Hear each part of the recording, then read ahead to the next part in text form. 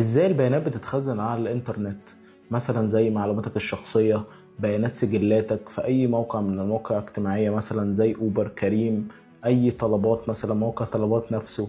ازاي البيانات الضخمة دي بتتخزن؟ دي بتتخزن في قواعد بيانات ضخمة جدا جدا.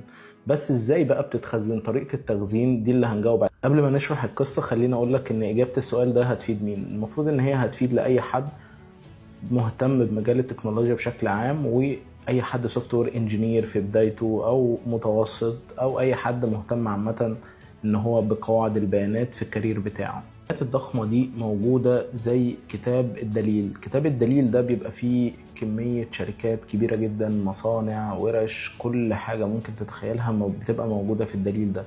البيانات بتتخزن بالظبط في حاجه زي الدليل.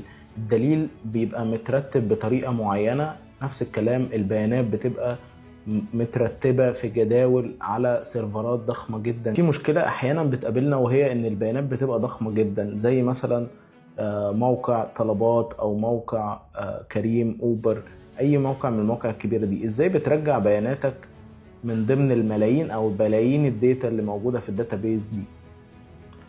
الإجابة ببساطة هي الفهرس. أنت مثلا لو بتدور على شركة معينة، اسم الشركة ده اكس والاي دي بتاعها او رقمها 1000، فالداتابيز مباشرة هتروح على المكان رقم 1000 ده وتجيب لك البيانات بتاعة الشخص رقم 1000 او الشركة رقم 1000 دي. في الكتب معروف بنسميه الفهرس، لكن في الداتابيز بنسميه primary key او بنسميه احيانا برضو الكلاسترد اندكس. ده بيبقى نوع من انواع الترتيب هنتكلم عنه فيما بعد، وهي ان الداتا بتبقى مترتبة ترتيب معين. لو انا عايز ابحث بحاجة تانية غير الاي دي مثلا او كلاسترد اندكس، زي مثلا الاسم بالعربي او بالانجليش، هنا الاجابة ان احنا بنعمل زي فهرس تاني، فهرس مساعد بيكون بترتيب الابجدي مثلا للاسم بالعربي او الاسم بالانجليزي، وده بيبقى اسمه في الداتابيز نون كلاسترد اندكس. تقدر تعمل عدد لا نهائي من الفهرس المساعد ده.